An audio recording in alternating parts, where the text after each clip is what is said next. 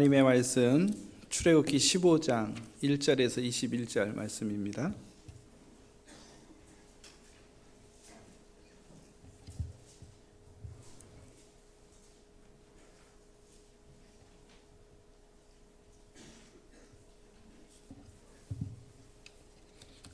출애굽기 15장 1절에서 21절 말씀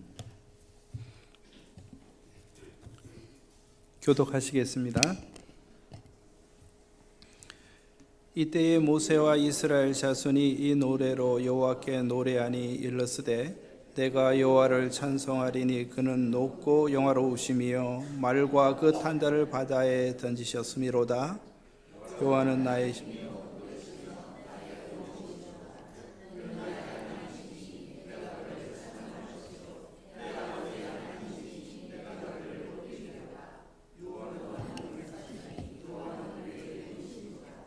그가 바로의 병거와 그의 군대를 바다에 던지시니 최고의 지휘관들이 홍해에 감겼고 깊은 물이 그들을 덮으니 그들이 그처럼 발그에 가라앉았도다. 여호와여 주의 오른손이 권능으로 영광을 나타내시니이다. 여호와여 주의 오른손이 원수를 부수시니이다. 주께서 주의 큰 위엄으로 주를 거스리는 자를 엎으시니이다. 주께서 진노를 발하시니 위운노와 그들을 지푸라기같이 사르니이다. 주의 콧김에 물이 쌓이되 파도가 언덕같이 일어서고 큰 물이 바다 가운데 엉기니이다. 원수가 말하기를 내가 뒤를 쫓아 따라잡아 탈취물을 나누리라.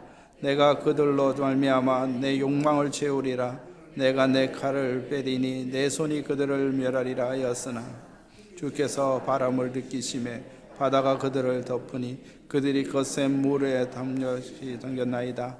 여호와여 신중에 주와 같은 자가 누구이니까? 주와 같이 거룩함으로 영광스러우며 찬송할 만한 위엄이 있으며 기이한 일을 행하신 자가 누구이니까? 주께서 오른손으로 도신즉 땅이 그들을 삼켰나이다. 주의 인자하심으로 주께서 구속하신 백성을 인도하시되 주의 힘으로 그를 그의 거룩한 초소에 들어가게 하시나이다. 여러 나라가 듣고 떨며 블레셋 주민이 두려움에 놀라고 모압 영혼이 떨림에 잡히며 가나안 주민이 다 낙담하나이다. 놀람과 두려움이 그들에게 임함에 주의 발이 크므로 그들이 돌같이 침묵하여 싸우니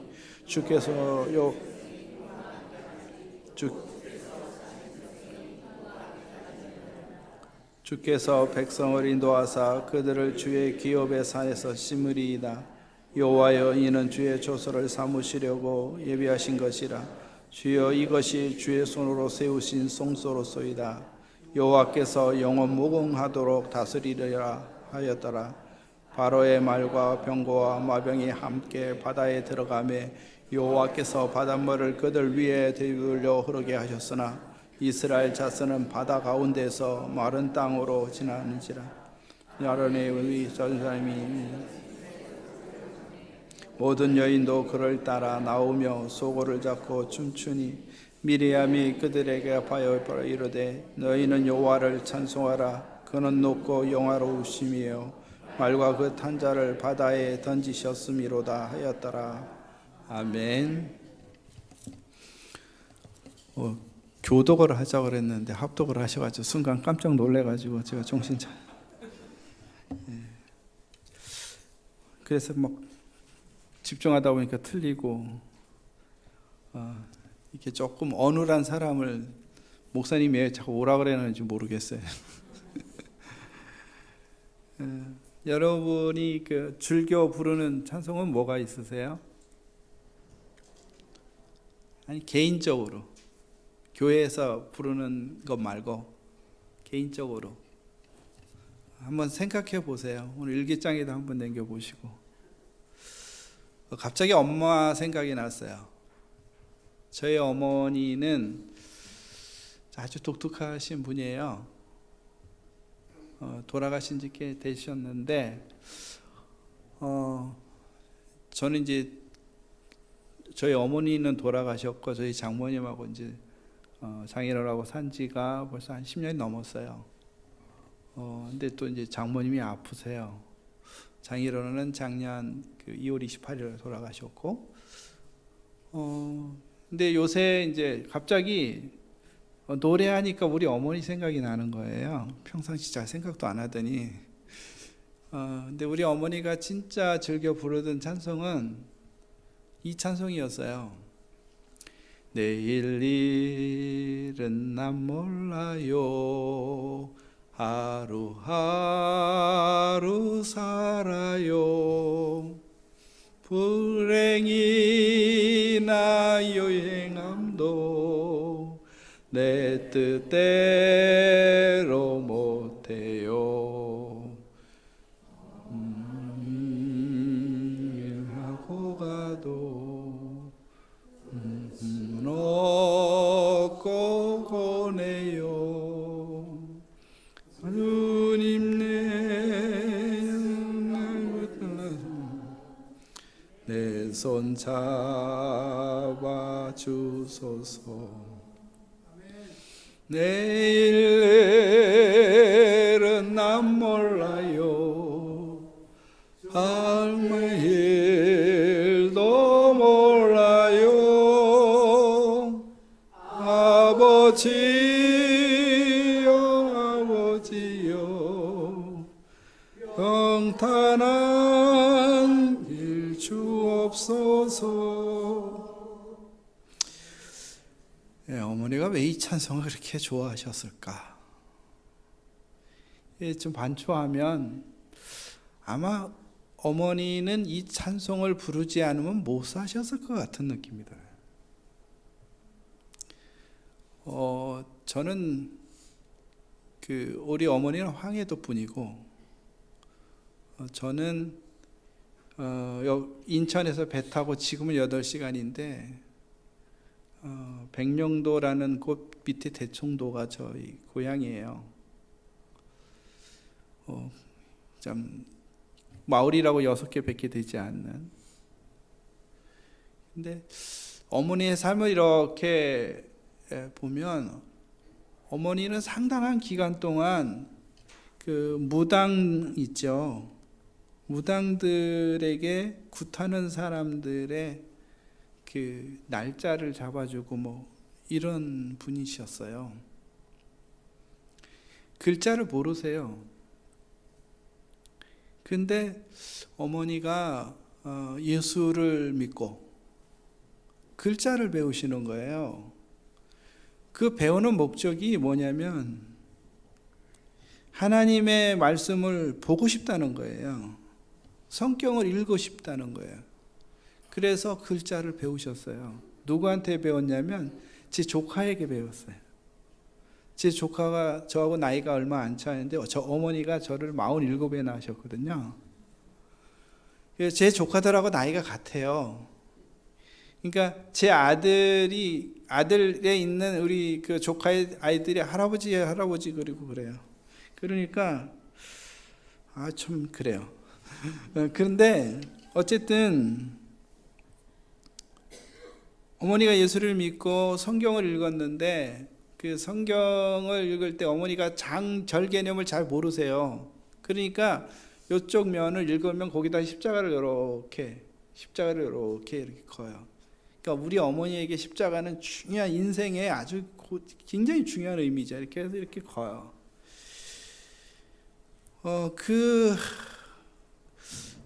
그 찬송을 내가 가지고, 그 성경을 내가 갖고 있어야 되는데 집에 가서 한번 대충도 들어가서 한번 찾아봐야긴 해야 될 것 같아요. 내가 그걸 안 갖고 있는 게 지금 가장 큰 후회인데, 어쨌든 그리고 나서 저를 키우신다고 보따리 장사를 하셨어요. 또 이 노점에서 생선도 이렇게 파셨고, 가끔씩 가서는 경찰에 와가지고 그거를 이렇게 발로 막 걷어채고 여기서 하지 말라고. 그러니까 불법이니까요, 그렇죠? 노점에서 하는 거 그런 것도 경험하시고. 그런데 이제 미스테리가 있어요. 그렇게 해서 장사도 하시고 또 저를 키우고 그랬는데 이제 우리 형수님들의 미스테리예요. 어머니는 그 돈을 다 어디다 쓰셨을까? 이게 미스터리예요. 근데 저는 알아요. 다는 아니지만 어느 날 저를 데리고 제가 왜 이렇게 시작하는지 잘 모르겠어요. 일부에 참석하신 분들은 제가 이렇게 시작하지 않았다는 걸 알 거예요. 그런데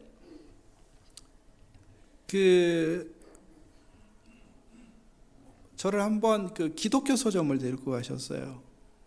그리고 돈을 주시고 하시는 말씀이, 이거 지난번 예상값입니다. 그래요. 이번에는 5권을 주십시오. 그러는 이 5권이 뭔가 했더니 성경책이에요. 그러니까 성경책을 사셔서 성경책을 주면서 전도를 하는 거예요. 네, 그거를 이렇게 보면서 돈은 벌어서 전도하는 데 다 쓰셨구나. 근데요, 이상한 것은 제가 삶을 경험하면서 느낀 것은 우리 어머니는 초등학교를 못 나오시고 글도 잘 모르시는데 우리 어머니가 전도하면 예수를 믿어요. 근데 내가 그래도 박사인데 제가 전도하면 잘 안 믿어요. 이게 무슨 조화일까? 복음의 역사는 머리로 되는 게 아니라는 것을 증명하는 거죠. 근데 이제 어머니가 참 그 고된 삶을 살면서 불렀더니 내일 일은 날 몰라요 라는 하루하루 산다는 개념이 이제는 그 마음에 뼈저리게 다가와요. 이게 우리 어머니가 불렀던, 아마 그것이 아마 자신의 삶을 이겨나가는 그 힘이었던 것 같아요. 여러분들은 여러분의 삶을 끌고 가는 그 노래가 무엇입니까? 저는 제 노래는 이런 거예요. 내 인생 여정 끝내요. 강 건너 언덕 이를 때 하늘문 향해 말하리. 예수 인도하셨네. 매일 발걸음마다 예수 인도하셨네. 나의 무거운 짐 모두 벗고 하는 말. 예수 인도하셨네. 이 가시밭길 인생을 허덕이면서 갈 때에 시험과 곤란 많으나 예수 인도하셨네. 매일 발걸음마다 예수 인도하셨네. 나의 무거운 짐 모두 벗고 하는 말. 예수 인도하셨네. 내 밝은 발걸음마다 주 예수 보살피시사 숭례에게 가부르며 주를 찬송하리라. 매일 발걸음마다 예수 인도하셨네. 나의 무거운 짐 모두 벗고 하는 말. 예수 인도하셨네.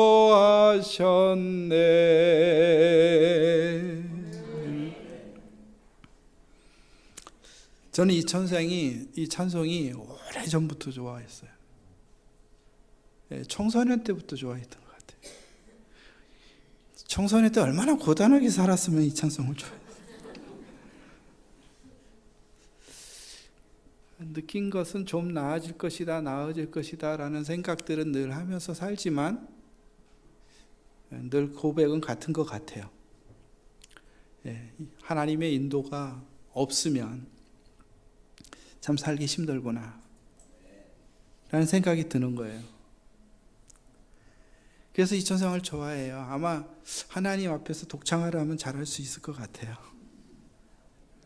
저는 한 번도 이 찬송이 내가 가장 사랑하는 곡이라고 한 것이 바뀐 적이 없어요. 수업하다가도 가끔씩 이 찬송 불러요. 그러면 저 교수 왜 그러나 그럴 때도 있어요. 근데 상당히 젊은이들이 이 찬송을 모르더라고요.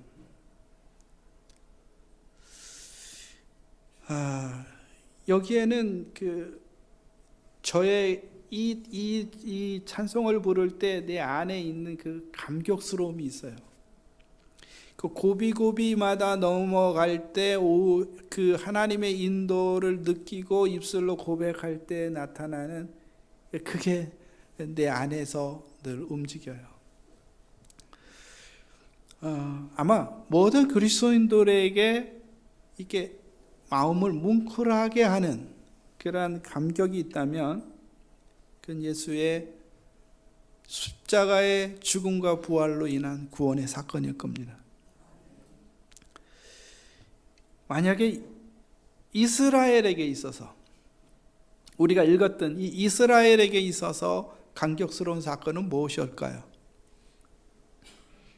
출애굽 사건이에요. 출애굽 사건. 출애굽이 없었다면 이스라엘은 없습니다.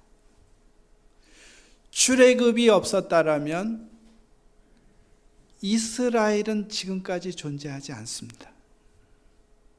출애굽은 이스라엘을 존재하게 했던 그 원천이고, 그 출애굽 사건은 하나님께서 이스라엘을 자기 백성 삼으신 놀라운 사건이에요. 출애굽 그들에게 있어서는 굉장히 중요해요. 그렇기 때문에 성경은 계속 이 사건이 끝났음에도 불구하고 말라기까지 흘러가는 그 큰 성경의 이야기 속에 출애굽을 계속 얘기해요. 기억하라고. 못 기억할 것 같으니까 절기를 만들어서 기억하라고 얘기를 해요. 절기를 지키면서. 출애굽 사건은 하나님께서 이스라엘 백성을 구원하기 위해서 애굽에 10가지 재앙을 내리시는 일로 사실은 시작이 돼요. 이 10가지 재앙이 왜 일어났냐면 하나님께서 이스라엘 백성을 구원하기 위해서 일어났죠. 그러나 내면에 또 이런 면도 있어요. 뭐가 있냐면 하나님께서 이스라엘을 구원하기 위해서 모세를 바로에게 보내서 이렇게 이야기합니다. 내 백성을 보내라. 그들이 나를 섬길 것이다. 근데 이 바로가, 여기서는 얘기 안 할게요. 해야 되겠네. 바로가 바로 대답합니다. 뭐라고 얘기하냐면, 여호와 나 몰라. 누군지 몰라. 근데 내가 왜 보내? 이렇게 얘기해요. 말을 함부로 하면 안 됩니다. 그러니까 하나님께서 네가 나 모른다고? 알았어, 내가 알려줄게 하고 때려 부신 게 10가지 재앙이에요. 10가지 재앙의 목표를 보면 하나님의 그 이스라엘의 구원이 초정적인 것 같이 보여지지만 그렇지 않아요. 온 세상이 이로 인하여 내가 여호와인지를 알리라. 온 세상에 대한 하나님의 주권을 선포하고 온 세상에 대한 하나님의 통치권을 선포하는 거예요. 왜? 이집트 왕 파라오, 전 세계를 호령하던 나라이고 그 나라의 왕의 모든 것들을 무력화시켰을 뿐만 아니라 그가 섬겼던 가장 높은 신 태양신을 무력화시켜버렸던 이집트의 신념과 가치와 신앙을 완전히 초토화시켰던 사건이 10가지 재앙의 사건입니다. 근데 이 사건의 종결, 이 마지막, 이것을 여호와께서 이 파라오와 벌이는 전쟁이라고 얘기하는데, 이 전쟁의 하이라이트는 어딜까요? 하이라이트는 출애굽이 아니라 홍해 사건이에요. 홍해. 물이 갈라져서 이스라엘은 마른 땅으로 지나가고, 그리고 그 동일한 물에 이집트인들이 수장당했던 그 사건. 그것은 여호와의 전쟁의 최종적 승리예요. 여러분 생각해 보세요.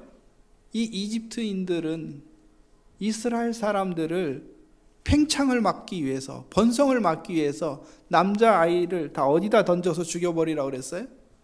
강에다가 던져서 물에 던지라고 그랬어요.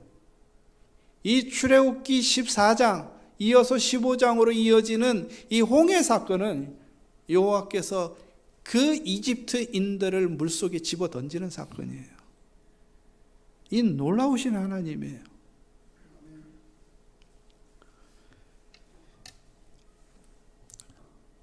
이 일을 목도한 사람이 바로 이스라엘 사람들이에요.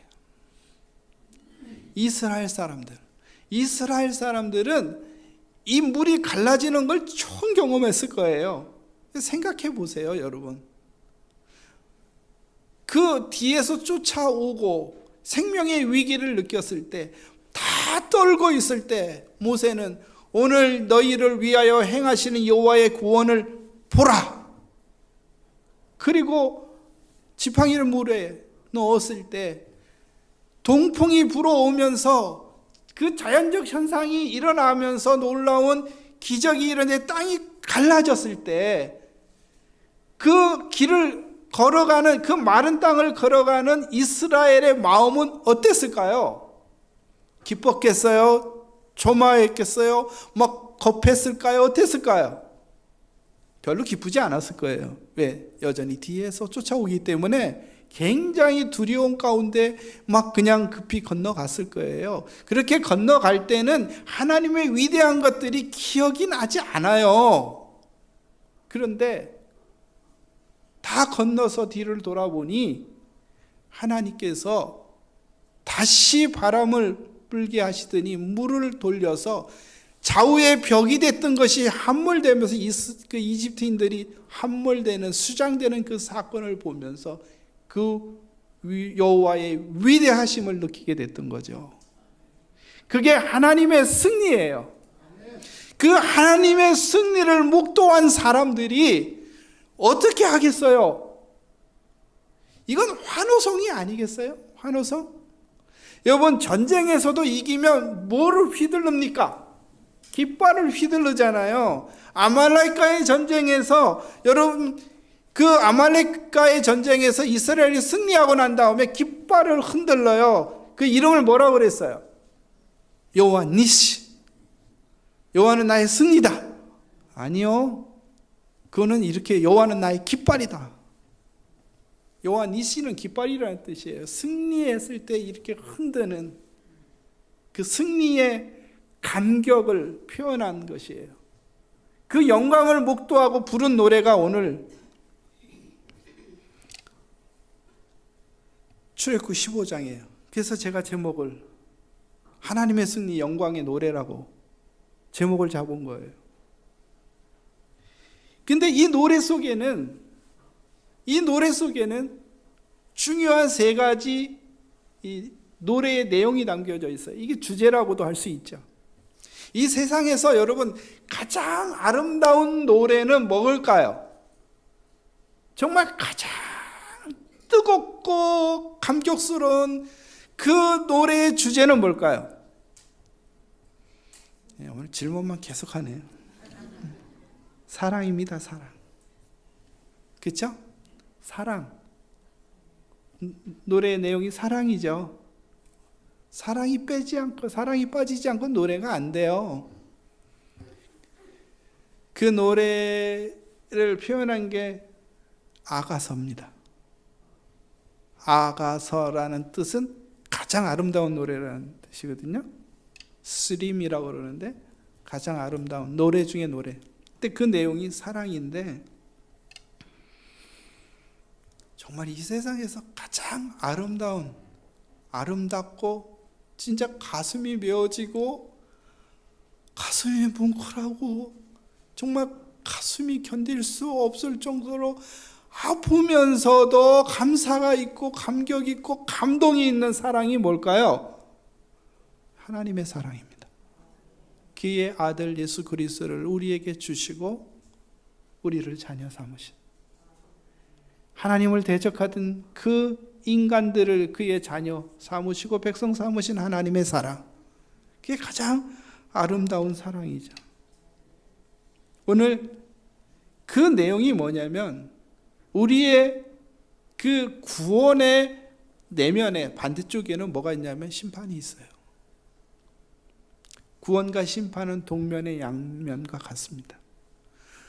이스라엘에게는 구원의 사건이 지금 열린 것이고 이집트에게는 하나님의 심판이 임한 거예요. 어떻게? 동시에. 그래서 하나님의 구원을 경험한 모세는 여호와를 찬송하는 것이요. 내가 여호와를 찬송하리로다. 내가 여호와를 찬송하리로다. 정말 이 사건을 보니 여호와 같은 이가 없다. 그래서 그가 고백하기를 여호와여 신중에 주와 같은 자가 누구입니까? 라고 얘기를 해요. 신중에 주와 같은 이가 누구입니까? 여러분 생각해 보세요. 이 말을 제대로 이해하려면 그 당시 문화를 이해해야 돼요. 이집트에는 3,000개에 넘는 신들이 존재합니다. 이집트에는 그 문화권 속에서 이스라엘은 노예로 살았어요.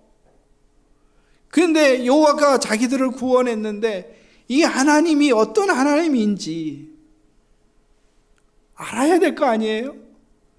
그래서 이들은 이 10가지 재앙과 그것을 더 넘어서 홍해에서 일하시는 그 하나님을 목도하면서 신중하시는 하나님이시다. 왕 중의 왕은 하나님이시다. 라고 선포하고 고백하는 겁니다. 오늘날도 수많은 신들이 많아요. 제가 보기에는 지구 인류만큼 많은 것 같아요. 인간의 숫자만큼. 왜? 모두 다 왕이라 그러니까. 하여튼 자기들 말 안 나면 자기의 요구를 안 들으면 소통이 안 된다고 얘기하고 자기 말을 해서 안 들으면 너는 왜 내 말을 안 듣냐고 얘기를 하고 내가 왜 여러분의 얘기를 들어요? 여러분 나한테 안 물었지.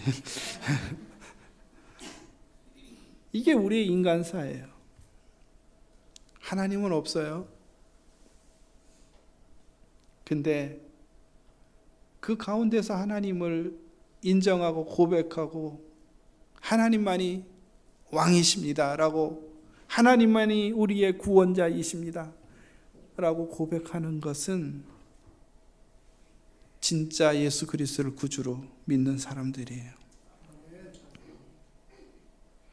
이 구원의 내면에 우리는 하나의 결과만을 보면 안 돼요, 여러분. 그것은 뭐냐면 구원의 내면에 하나님께서 싸우셨다는 이 사실을 기억해야 돼요. 하나님의 수고가 여기 들어가 있어요. 여러분 그 구원을 설명하는 단어들이 몇 개 있는데요. 구원은 이렇게 총괄적인 표현이라고 한다면 이 출애굽기에서 나오는 구원을 표현하는 단어들이 있어요. 이끌어낸다, 건져낸다. 하나는 또 뭐가 있냐면 구속한다라는 말이 있어요. 구속한다. 요새 구속이 좀 험하게 종종 나오죠, 그렇죠? 예, TV만 틀면 구속 얘기가 나오는 것 같아요. 이 구속이라는 단어가 굉장히 우리에게 감격을 갖다 주는 단어인데 이거 잘못하면 오해를 많이 해요. 예, 이게 깜빵 간다는 소식이잖아요. 그렇죠? 구속이라는 단어는 여러분 어떻게 감옥 간다는 뜻이죠? 이렇게 아닐 것 같아서 좀 이렇게 갈등을 하시네요. 예, 감옥 가는 거예요. 그러니까 이걸 잘못 사용하면 하나님이 왜 우리를 감옥에 집어넣나 이렇게 되는 거죠. 그런데 이 구속이라는 것은 대가를 지불하라는 뜻입니다. 대가를 지불하고 자유의 상태로 돌려놓는 상태. 그렇기 때문에 우리의 구속, 하나님이 우리를 구속하셨다라는 말은 하나님께서 대가를 지불하셨다는 말이에요. 이스라엘의 구원 속에서는 구원을 위한 하나님의 수고가 있는데 그 수고가 바로 무엇이냐면 이스라엘을 위하여 싸우신 거예요. 이스라엘의 평화, 구원의 결과로 얻어지는 그 평화의 내면에는 하나님의 이 피 흘려 싸우시는 싸움이 있었다는 거예요. 그래서 역사서에서도 계속 보게 되면 거기에서 이 전쟁은 이스라엘이 했는데 반드시 고백이 뭐라고 되어 있냐면 여호와께서 우리를 위하여 싸우셨다. 여러분, 여호와는 용사이세요. 하나님은 용사이시기에 그를 대적하는 자와 싸우세요. 그리고 그의 백성을 보호하세요. 그래서 오늘 본문에 보면 여호와는 용사시니 그가 바로의 병거와 군대를 바다에 던지시니 최고의 지휘관들이 홍해에 잠겼고 깊은 물이 그들을 덮으니 그들이 돌처럼 깊은 속에 가라앉았도다 라고 노래하는 거예요.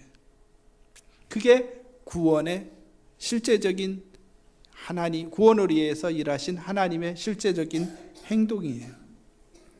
그래서 그 내용이 그 사건을 보면서 그렇게 고백하면서 여호와의 싸우심을 보면서 모세가 고백하기를 여호와는 나의 힘이시다, 나의 노래시고 나의 구원이시다 라고 얘기를 하는 거예요. 그래서 여러분 성경에 나오는 노래에 가장 많이 나오는 것은 사랑이라는 단어가 아니고요, 구원이라는 단어예요. 여호와께서 나를 구원하셨다, 내가 그의 구원을 노래하리라, 그의 구원을 찬양하리라. 여러분, 여러분의 그 가장 마음속에서 가장 좋은 찬양은 구원에 대한 감격을 노래하는 노래입니다. 오늘 가사 한번 가사시 하나 써보세요. 꼭 이렇게 작곡가라지만 작곡하는 건 아니잖아요. 그렇죠? 그러니까 여러분들도 곡을 하나 쓰실 수 있지 않으세요? 그러니까 오늘 숙제는 목사님이 점검하시든 아니시든 들으실는지 잘 모르겠는데 여러분에게 숙제를 내드릴게요. 집에 가셔서 펜을 들고 구원이라는 주제로 하나님 노래를 한번 지어보세요. 그러면 아마 여러분의 삶이 묻어날 것이라 생각합니다. 때로는 눈물도 이렇게 나오실 거고, 그거 쓰실 때는 아마 이제 좀 이렇게 휴지 같은 거 갖다 놓고 쓰셔야 될 거예요. 그렇죠? 예, 그거가 준비가 안 된 사람은 좀 감정이 거기까지만 얘기하겠습니다. 예. 그래서 구원이, 심판이 하나님의 백성들이 목 놓아 불러야 할 핵심적인 내용이에요. 승리의 노래죠. 아마 인류 역사상 하나님의 가장 놀라운 승리, 이것은 십자가 사건일 겁니다. 죄와 사망의 권세를 이기신, 인간들이 해결할 수 없는 인류의 가장 궁극적인 문제, 죽음의 문제를, 사탄의 권세를 정복하고 부활로 승리하여서 하나님 우편에 자정하신 그 하나님의 승리, 그것만큼 놀라운 건 없을 거예요. 죽임당한 어린 양은 능력과 부와 지혜와 힘과 존귀와 영광과 찬송 받으시기에 합당하도다. 보좌에 앉으신 이와 어린 양에게 존귀와 영광과 권능을 세세토록 돌릴지어다. 이게 예수 그리스도의 십자가의 죽음과 부활로 이루어진 구원과 하나님의 승리에 대한 노래예요. 요한계시록에 있는 구원과 심판을 통한 하나님의 승리, 그것이 바로 우리가 목 놓아 불러야 할 찬송의 노래이고 가슴 터질 듯한 감격으로 외쳐야 할 찬송의 가사입니다. 두 번째로 이 내용 속에 담겨 있는 것 중에 하나가 뭐냐면요, 인간의 전략의 무가치함, 인간의 계획의 무가치함을 얘기해요. 우리가 그렇다면 이렇게 제가 얘기를 하면 이렇게 고민이 생길 거예요. 아니 그러면 인간의 전략은 필요 없다는 얘기인가? 그러면 인간의 계획은 다 무가치하다는 건가? 그럼 도대체 우리는 뭘 하라는 것인가? 그렇죠? 여러분들 계획도 없이 사시는 분 계세요? 저기 한 명 있긴 있어요. 예, 저 있어요. 저는 무계획이 계획이에요. 예, 좀 꿈이 없어요. 갑자기 싸해지는 듯한 느낌이. 우리 집사람이 저한테 가끔씩 물어요. 꿈이 뭐냐고. 꿈 없어 그래. 그러면 좀 그래요. 내 꿈은 오늘 하루 잘 사는 거다라고 얘기해요. 여기에 깊은 뜻이 있습니다. 진짜입니다. 저는 오늘 하루 잘 사는 것이 내 꿈입니다. 근데 비전은 있어요. 무슨 비전이냐면 하나님 나라, 내가 사는 곳이, 내가 살고 있는 것이 하나님 나라가 되는 것. 내가 교수들 앞에서, 고직원들 앞에서 가끔씩 얘기해요. 저는 내 꿈이 내가 있는 이 한국성서대학교가 하나님 나라 되는 것이다. 난 그게 내 꿈이에요. 내 비전이에요. 그거는 내가 계획이 없다는 얘기는 내 인생에 계획이 없다는, 그 어떻게 해서 어떻게 되리라라는 그 계획이 없다는 얘기지. 그래서 학생들이 가끔씩하다 그런 질문을 해요. 교수님 어떻게 그렇게 교수가 되셨어요? 그럼 저 답은 이래요. 어떻게 보니까 교수가 돼 있네? 진짜예요. 어떻게 박사를 하셨어요? 하다 보니까 박사를 하고 있던데? 이 질문, 이 대답이 어쩌면 여러분하고 거의 비슷한 대답일 수 있어요. 좀 이상하게 들리실지 모르겠지만 뭐 사실인 걸 어떡하겠습니까? 저는 왜 계획을 못 가지고 왜 이런 것들을 계획적으로 못 살았을까? 나를 되돌아봤어요. 다른 사람들은 몇 살 때까지 뭐하고 이렇게 해서 이렇게 하리라는 계획들을 다 세우고 나름대로 살았다는 이야기를 많이 들었고 거기서 뭐 털어진 얘기도 막 하고 그러던데 저는 왜 그랬을까? 저는 왜 그런 계획을 세우지 못했을까라는 생각을 해봤는데 그럴 계획조차 세울 만한 상황이 아니었던 것 같아요. 미래적 계획을 세울 수 있는 상황이 아니라 오늘 하루 사는 게 더 중요했어요. 그것이 내 삶에 그냥 굳혀진 하나의 상황이 된 것 같아요. 오늘 본문 속에 나타나는 이 바로의 전략이 뭐였느냐? 이 속내가 뭐였냐면 내가 그들을 쫓아가서 탈취물을 취해서 노획물을 취해서 내 욕망을 채우리라. 이게 인간의 계획이었어요. 그들의 계획이었습니다. 그들 전쟁의 나름대로의 명분이죠.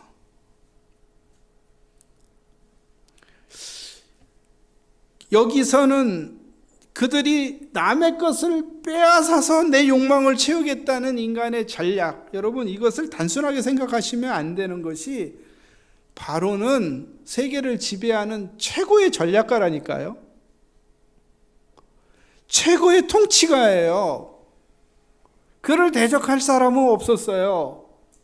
근데 그 마음 심중에 내 욕망을 채우겠다. 그 욕망을 위해서 다른 사람들을 억압하고 짓밟고 죽이는 것은 별 문제가 아닌 거예요. 그게 여기에 들어 암시되어 있는 인간의 이 파라오의 욕망이에요. 근데 성경은 어떻게 되어 있냐면 주의 콧김이 그 계획을 무가치하게 만들었다는 거예요. 우리가 성경에서 그러죠. 너희가 계획은 하는데 발걸음은 누가 인도하신다고? 여호와께서 인도하신다 그러잖아요. 계획보다 더 큰 게 하나님의 인도예요. 이 계획이 물급처럼 그냥 하나님의 콧김에 물결이 일어나서 그들을 순식간에 잠김으로써 아무것도 없게 만들었어요. 이것은 그들의 계획이, 그들의 신앙이, 그들의 신념이, 그들이 믿고 신뢰했던 신들의 무가치함을 선언하고 있는 것입니다.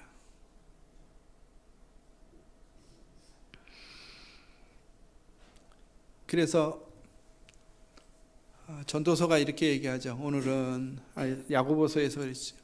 여기서 장사해서 내일은 저기서 장사해서 내가 이익을 갖고 내가 부와 명예를 얻으리라 하는 자들에게 하나님께서 말씀하시기를 내가 오늘 네 생명을 거두가면 어떻게 할래? 이렇게 얘기하잖아요. 한치 앞을 내다보지 못하는 사람들의 모습이죠. 여호와는 권능으로 땅을 지으셨고 명철로 하늘을 피셨고 그 목소리로 땅에서 구름을 오르게 하신 분이라고 시편 기자들은 고백을 합니다. 인간의 지혜와 전략이 뛰어나고 위대하다 할지라도 그것이 인간의 욕심에 태우고 있는 자기만을 위한 계획이라면 하나님의 콧김에 날아가 버린다. 여러분, 이거는 우습게 생각하면 안 될 것 같은 느낌이 들어요. 우리의 삶 속에서 여러분들이 여러 차례 경험하셨을 것이라고 생각해요. 만약에 안 하셨다면 감사하세요.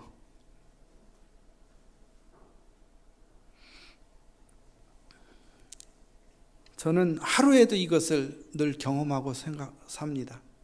왜냐하면 저는 욕심은 아닌데 늘 아침에 출근하면서 이런 생각합니다. 오늘은 이것도 하고 저것도 하고 이것도 하고 연구도 하고 이렇게 해야지 하고 가서 학교에 도착한 지 1시간도 안 돼서 그다음부터 그 계획이 깨지기 시작합니다. 왜냐하면 보직이 부총장이라 보니까요, 부총장의 계획에 의해서 움직이는 게 아니라 구성원들의 계획에 의해서 내가 움직이더라고요. 아무 때나 필요하면 그냥 문 열고 들어와서 막 얘기를 해요. 얘기하면 좀 빨리 가지 안 나가요. 1시간 동안. 어떨 땐 2시간. 학생들이 가끔씩 들어와서 저 사실은 교수님 그러면 또 2시간 가고요. 그러다는 어떨 때는 어떤 일이 일어나냐면 실제 가방 메고 학교 와서 가방 넣고 컴퓨터 다 켜고 내가 뭘 작업을 하려고 했다가 그대로 써가지고 돌아오는 일이 한두 번이 아니에요. 저는 제 계획도 잘 안 돼요. 그러니까 계획 세울 필요가 없는 거예요.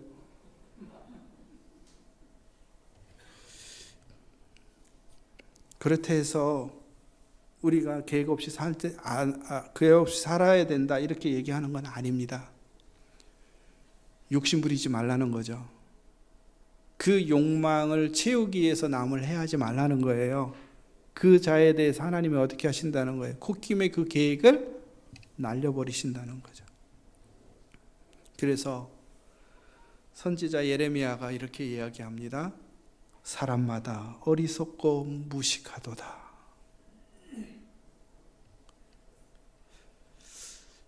그러면서 이사야 선지자는 이렇게 이야기하죠. 영광은 하나님의 것이다. 여러분, 영광은 사람이 취할 단어가 아니에요. 영광은 하나님의 것입니다. 하나님이 그렇게 해서 내 영광을 다른 자에게, 다른 신에게 주지 않는다. 나의 찬송을 우상에게 주지 않는다. 이렇게 얘기했어요. 영광은 하나님의 것이에요. 하나님의 통치에 우리가 반응하는 거예요. 애써서 영광에 오르려고 하지 마세요. 금방 내려와요. 그러면서 이렇게 하잖아요. 인생되나 어느 때까지 영광을 받고 욕되게 하며 나의 헛된 일을 좋아하고 너의 헛된 일을 좋아하고 거짓을 하려느냐. 인생들아, 언제까지 니네가 그렇게 살려느냐라고 얘기를 하고 있는 거죠.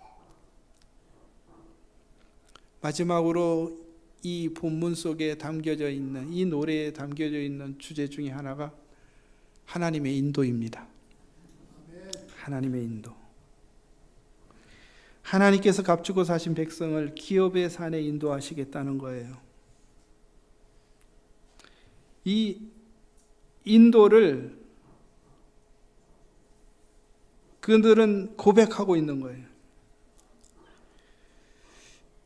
그런데 그러면서 이렇게 여러 나라가 듣고 떨림에 사로잡히며 낙담하나이다. 이 미래 사건을 바라보고 있는 거예요. 앞으로 어떤 일이 일어날 거냐? 하나님께서 우리를 인도해서 목적지까지 이르게 할 텐데 그 안에서 여러 민족들이 있는데 민족들은 이 사실을 듣고 두렵고 놀래고 간담이 녹아질 거라 이 얘기예요. 이 이야기가 단순한 믿음, 신념이 아니라 실제적 사건이라는 것은 이스라엘이 가나안 땅에 들어갈 때 라합이 고백하는 이 얘기 속에서 나와요. 우리 여기에 있는 민족들이, 가나안 땅에 있는 민족들이 여호와께서 애굽에서 행한 일을 다 들었고 그 다음에 너희들이 홍해를 건너서 여행을 할 때 바사나롯과 시온을 정복한 사실을 우리가 들었다. 그걸 듣고 모두 마음이 물처럼 녹아졌고 간담이 녹았다. 이게 15장에 기록된 그들의 고백이 어떻게 실제적으로 이루어졌는지에 대한 증명이에요. 여러분, 이스라엘은 말이에요. 이 홍해에서 이루어진 이 사건을 분명히 보았죠? 그렇죠? 보고도 이런 찬송을 안 불렀다면 이거 말이 되겠어요? 그런데 여러분, 이걸 보지 않은 사람들은 어떨까요? 모르죠. 그런데 이 소식을 듣고 반응하는 사람이 있었고요. 이 소식을 듣고 대항하는 사람이 있었어요. 듣고 믿음으로 하나님을 영접하고 그의 백성을 받아들인 사람들은 동일하게 하나님의 기쁨을 맛볼 수 있었지만 그것을 대항하고 받아들이지 않은 사람에게는 하나님의 심판이 그들에게 임했어요. 여러분, 예수께서 여러분을 위해서 십자가에 죽으신 것을 보셨나요? 보셨어요? 들었죠? 들었잖아요. 듣고 우리는 그 들음을 어떻게 했어요? 받아들였어요. 그렇죠? 그걸 믿음이라 그래요. 이 하나님의 구원과 하나님의 이 놀라운 이 승리를 맛본 사람은 앞으로 하나님께서 우리를 인도하실 것이라는 확신이 생겨요. 그게 더 중요한 거예요. 우리 삶에 있어서 필요한 게 그거 아니겠어요? 다 두려움에 살고 사로잡혀 있을 때 하나님께서 우리를 인도하실 것이라는 이 고백의 힘이 어디서 나올 거냐고요. 우리를 인도하셨던 그 하나님에 대한 경험과 우리를 위하여 아들을 주시고 십자가에 죽으시고 부활하셔서 우리를 그의 백성 삼으신 그 하나님에 대한 신뢰에서 나오는 거 아니에요. 하나님이 약속하셨어요. 예수님께서 약속하셨어요. 내가 세상 끝날까지 너희와 항상 함께 있으리라. 이 믿음에서 하나님의 인도에 대한 확신이 나와요.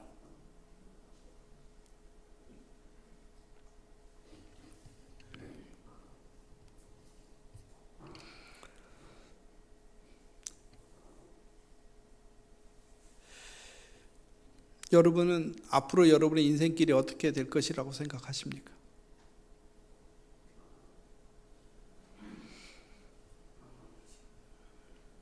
어떠세요? 확실할 수 있어요? 못하죠? 예, 저도 못합니다. 전도서 기자가 그렇게 얘기했죠. 우리의 미래는 불확실하다고. 근데 확실한 게 하나 있다. 그것은 죽음이다. 우리는 확실한 죽음을 향하여 걸어가는 인생인데 그 길이 불확실하다. 참 철학이 심오한 얘기를 했어요. 제가 학생들한테 그런 얘기를 했어요. 첫 시간에 공부 열심히 할 생각하지 마라. 좋은 학점 받을 생각하지 마라. 괴짜 교수가 됐어요. 뭐냐고. 네가 그 계획을 세우는 순간 네 마음에 고통이 따를 것이다. 그랬어요. 공부하는 건 좋은데 힘든 건 시험이요. 그 이유는 이어지는 학점 때문이로다. 결과에 집착한 모든 행동은 인간에게 고통이 따라올 수밖에 없어요. 그것을 이뤘다 할지라도 그 기쁨은 잠시. 그러나 하나님께서 우리에게 부여한 이 현실에서, 지금 순간에서 하나님이 나와 동행하시고 하나님이 나를 인도하신다는 걸 믿고 그 현재를 즐거워하면서 가는 그 길에는 기쁨이 있어요. 그 기쁨이 마지막 결과도 받아들이는 기쁨이 있는 거예요. 여러분, 이 세상은 우리에게 굉장히 계획적이고 정교하게 모든 것들을 만들어서 우리를 살라고 이야기합니다.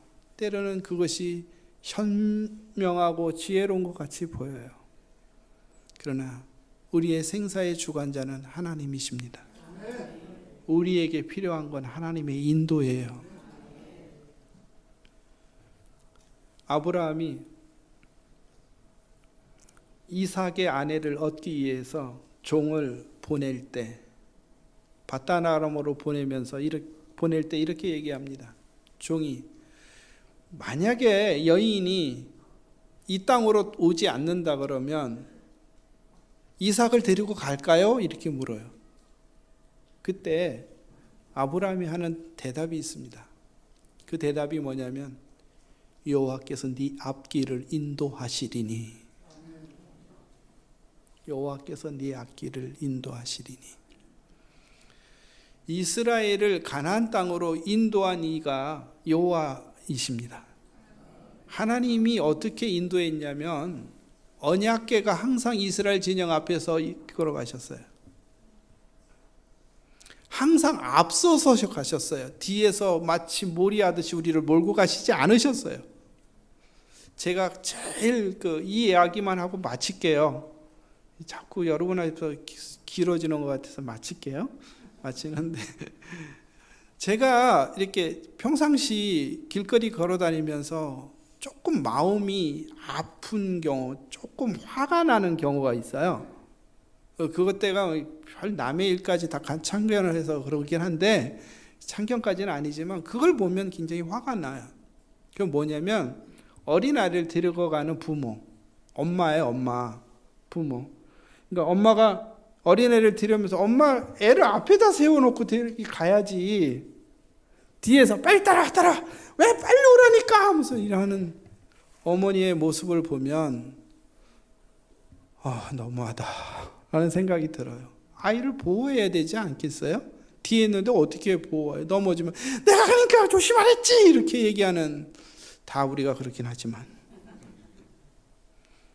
하나님은요 우리를 보호하세요. 그리고 우리를 인도하세요.